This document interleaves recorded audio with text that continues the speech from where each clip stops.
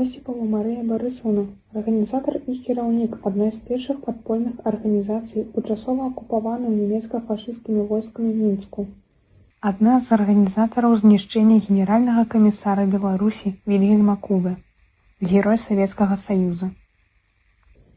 Нарадзілася 14 снежня 1908 года у сям'і рабочых гуты. З 13 гадоў працавала на гуце ў пасёлку Дрэтунь. Вяла актыўную грамадска-палітычную працу, была старшынёй раённай піянерскай арганізацыі. Скончыла ў Мінску вышэйшую сельскагаспадарчую партыйную школу імя Леніна ў 1935 годзе і юрыдычны інстытут у 1940 годзе. Член ВКПБ КПСС з 1928 года. Падчас вучобы ў інстытуце Марыя Барысаўна была сакратаром яго партыйнага камітэта.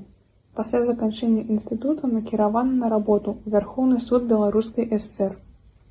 У першыя дні акупацыі Мінска нямецка-фашысцкімі войскамі Осіпова сумесным выкладчыкам Мінскага юрыдычнага інстытута Сакаловай у інтэрнаце інстытута арганізавалі адну з першых падпольных груп, прыняла псеўданім Ганна Чорная.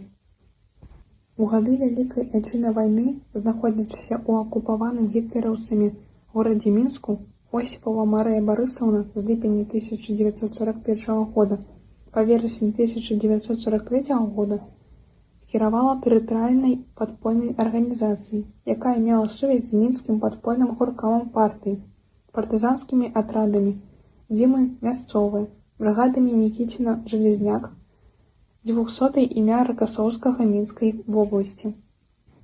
Марыя Барысаўна Осіпова адна з удзельніц ліквідацыі ў 1943 годзе ў горадзе Мінску гаўляйтара Беларусі Вільгельма Кубы. Правядзенне гэтай аперацыі было ўскладзена на разведчыкаў Фёдарава, якія дзейнічалі ў раёне Мінска на базе спецатрада Дзіма пад камандаваннем Кеймаха.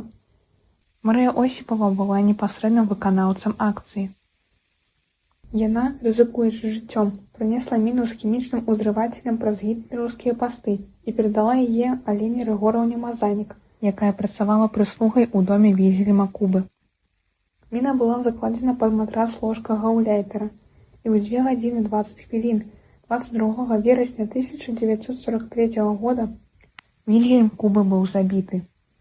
Напярэдадні вечарам Марыя Осіпова і Алена Мазанік загадзя пакінулі Мінск і пайшлі да партызанаў, што выратавала іх ад арышту. 12 кастрычніка 1943 года яны з самалётам былі дастаўлены ў Маскву. Пасля высвятлення ўсіх дэталяў аперацыі 29 кастрычніка 1943 года указам Прэзідыума Вярхоўнай Рады ССР Осіпова Марыі Барысаўне, Мазанік Алені Рыгораўне і Траян Надзеі Віктараўне было прысвоена званне Героя Савецкага Саюза. Пасля вызвалення Беларусі Осіпова вярнулася ў Мінск і актыўна ўдзельнічала ў аднаўленні разбуранага вайной горада. Працавала ў апараце старшыні Прэзідыума Вярхоўнай Рады МСР Казлова. Узначальвала аддзел па памілаванні пры Прэзідыуме Вярхоўнай Рады Беларусі. Была чальцом Вярхоўнага суда Беларускай ССР, чальцом Рэспубліканскага камітэта абароны міру. У 1947-1963 годах абіралася дэпутатам Вярхоўнага Савета Беларускай ССР 2-5 скліканняў. Пасля выхаду на пенсію займалася патрыятычным выхаваннем моладзі, удзельнічала ў ветэранскім руху.